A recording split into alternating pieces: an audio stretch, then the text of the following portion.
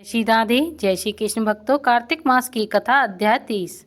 भगवान श्री कृष्ण सत्यभामा जी से बोले, हे प्रिय, नारद जी के यह वचन सुनकर महाराजा पृथु बहुत आश्चर्यचकित हुए।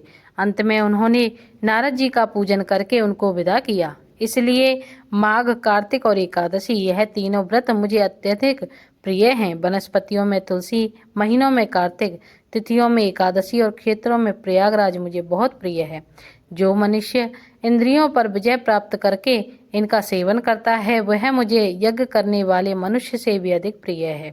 जो मनुष्य विधि पूर्वक इनकी सेवा करते हैं, मेरी कृपा से उन्हें समस्त पापों से छुटकारा मिल जाता है।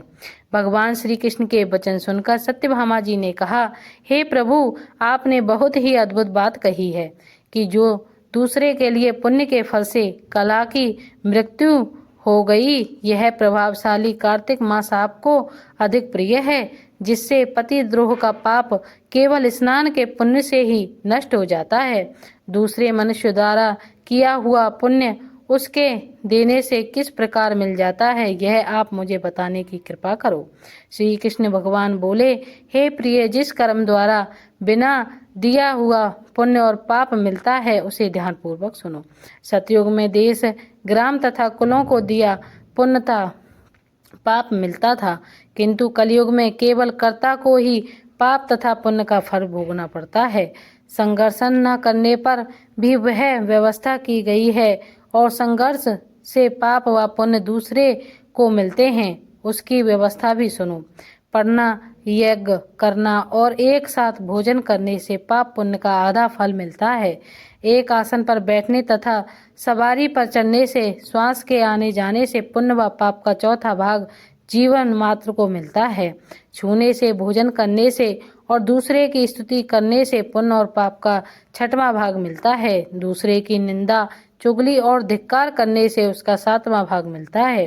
पुण्य करने वाले मनुष्यों की जो कोई भी सेवा करता है, वह सेवा का भाग ले लेता है और अपना पुण्य उसे देता है। नौकर और शिष्य के अतिरिक्त जो मनुष्य दूसरे से सेवा करवाकर उसे पैसे नहीं देता, वह सेवक उसके पुण्य का भागी होता है। वह सेवक जो पुण्य का भागी होता है, जो मनुष्य पंक्ति में बैठे हुए भोजन करने वाले की पत्तल लांघता है, उसे लांगी हुई पत्थर अपने पुण्य का छठवां भाग देता है। स्नान तथा ध्यान आदि करते हुए मनुष्य से जो व्यक्ति बातचीत करता है या उसे छूता है, वह अपने पुण्य का छठवां भाग उसे दे देता है। जो मनुष्य धर्म के कार्य के लिए दूसरों से धन मांगता है, वह पुण्य का भागी होता है। ठीक उसी प्रकार जिस प्रकार कि दान करने वाला पुण्य का भागी होता है, जो मनुष्य धर्म का उपदेश करता है और उसके बाद सुनने वाले से याचना करता है, वह अपने पुण्य का छठवां भाग उसे दे देता है। जो मनुष्य दूसरों का धन चुराकर उससे धर्म करता है, वह चोरी का फल भोगता है और शीघ्र ही निर्धन हो जाता है। और जिसका धन चुराता है, वह पुण्य का भागी होता है। बिना ऋण उतारे जो मनुष्य मृत्यु को प्राप्त होता है, उनको ऋण देने वाले सज्जन पुरुष पुण्य के भागी होते हैं। शिक्षा देने वाला, सलाह देने वाला, सामग्री को जुटाने वाला तथा प्रेरणा देने वाला, यह पाप और पुण्य के छठे भाग को प्राप्त करते हैं।